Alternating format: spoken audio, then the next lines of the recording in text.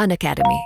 Let's crack it. My goal today is to tell you a little bit about my sense of life.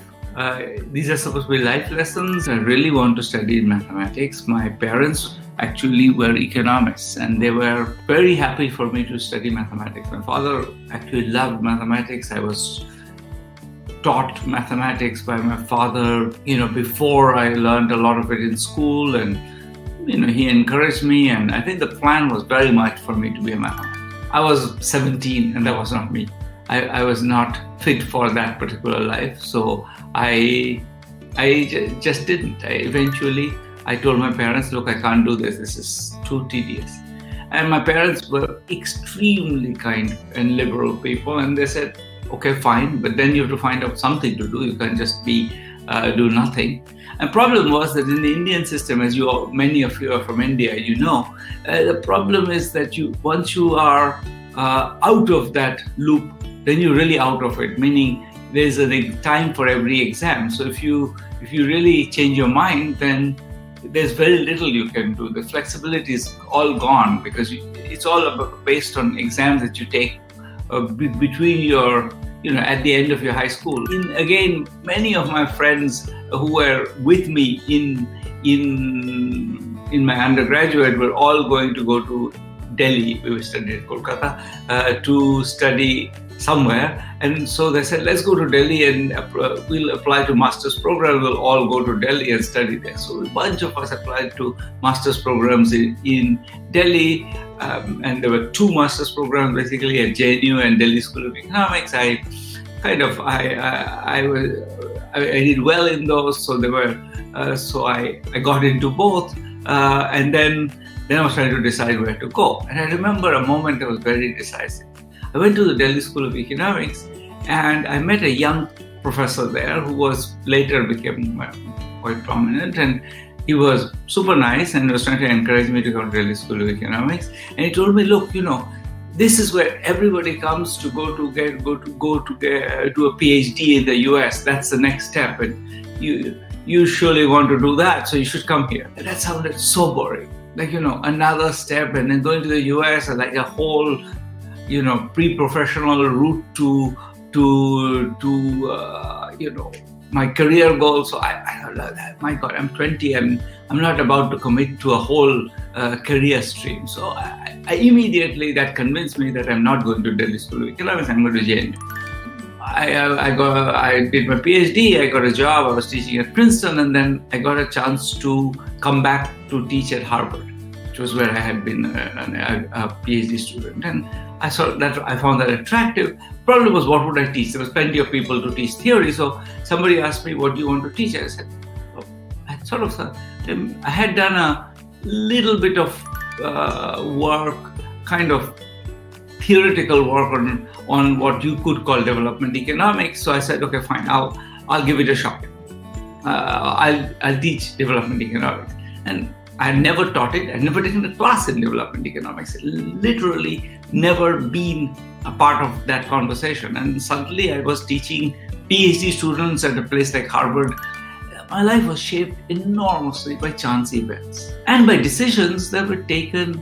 So chance events like, this guy in Delhi School of Economics who was trying to make me to come there.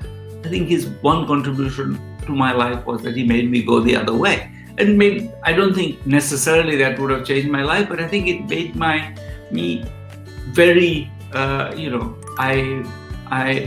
learned lots of things at JNU, which I think eventually made me a better social scientist. So I do think that it did something important to the texture of my life. Decisions taken with much understanding of where they may lead.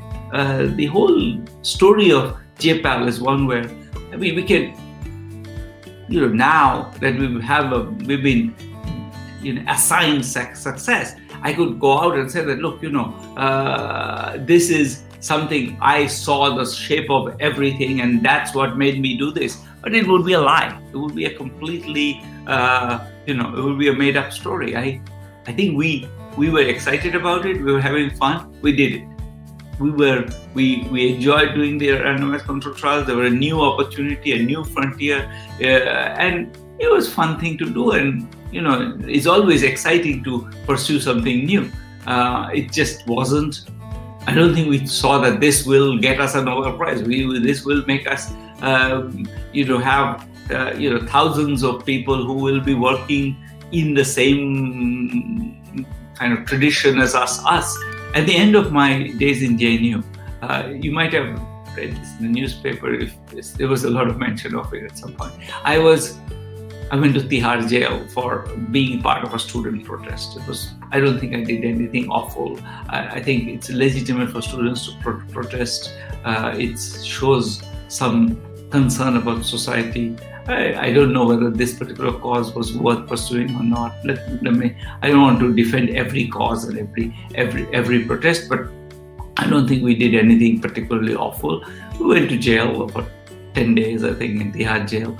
And when I came out, we had like cases after cases against us, like everybody, against 365 of us. So we kind of figured that eventually we dropped, but there were lots of, attempt to murder or this and that, all kinds of things flying around. And everybody told me, "Oh, I know you've been admitted to Harvard, but sorry, you're not going. No, the US won't give you a visa."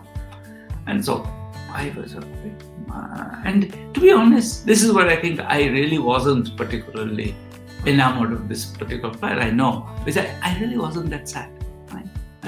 The reason I say this is that I think because I was not so fixated on the outcomes, I think that had the wonderful side effect that I could easily kind of tolerate a lot of uncertainty. Because fine, I won't get to go to the US, but I don't really care. It doesn't matter. I don't need to think about the steps I need to take because, whichever comes, I'll be fine. And I could take snap decisions. I could say, look, yes, I'm going to do,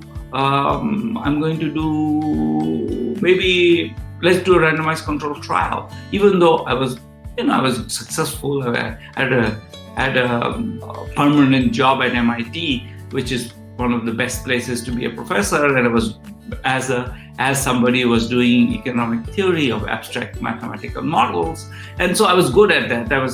I could have stuck to that. I would have had a reasonably successful career, I assume. And I just said, okay, fine, I'm doing this, but I'm not sure I have so much passion for it. And in some sense, you discover your passion in the process. I mean, it's not that I didn't understand at all. I mean, I obviously, if you grew up in Kolkata next to a slum, you have some understanding that your economic theory needs to matter in the lives of people who are very different from the ones who are in these models. And so there was some aspiration inside me to make that connection, but it wasn't really that I had a game plan of that I'm going to do this or that. And again, because that huge setback, really didn't bother me, and that was a big advantage. You have to find what you enjoy doing.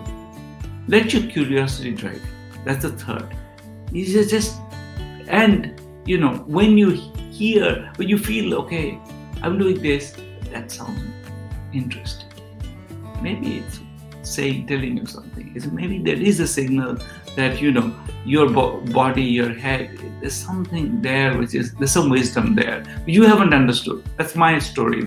Instead of working in my office at MIT, I'm going to spend a lot of time in rural Rajasthan.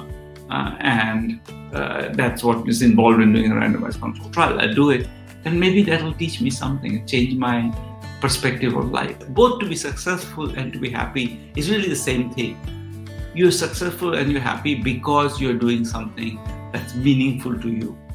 And that particular, I think we're often in this bind where we all feel that this is the formula for success. This is the definition of success that we are given. We're handed the definition by society, and we often don't ask, is it really the case that others believe this? Because I don't want to question that and look like a wimp. So I don't question it. You don't question it for the same reasons. There's a conspiracy of silence. We all do what society has kind of mandated, but not because we really care about that, but because we have sort of we don't want to deviate from that, the path, the X degree, the Y qualification, the Z job, that particular way. And I have nothing against any of these jobs. One morning they were told no jobs.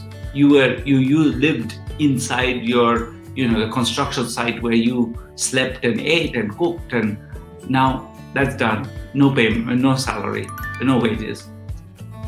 Figure it out. And transportation systems. At that point, we the only thing that actually didn't lead to enormous tragedy is the kindness of strangers. Many people like you went out and were generous, were kind, were willing to give things away. The state did some, people did a lot. That's how people survived. I think these three ideas, that we are in a very unpredictable world, that our economic system is very fragile because it's complicated, because it's elaborate, and the idea that we need to work together. I think these three ideas COVID has underlined all of those. They were always true, but they're more true now. I'm going to be in a place where I can contribute to society and I can build a good society. I think this is actually exciting. I think it offers an opportunity for us to enormous potential to do good, to do satisfying things, to celebrate working with people, for people, making the future we want.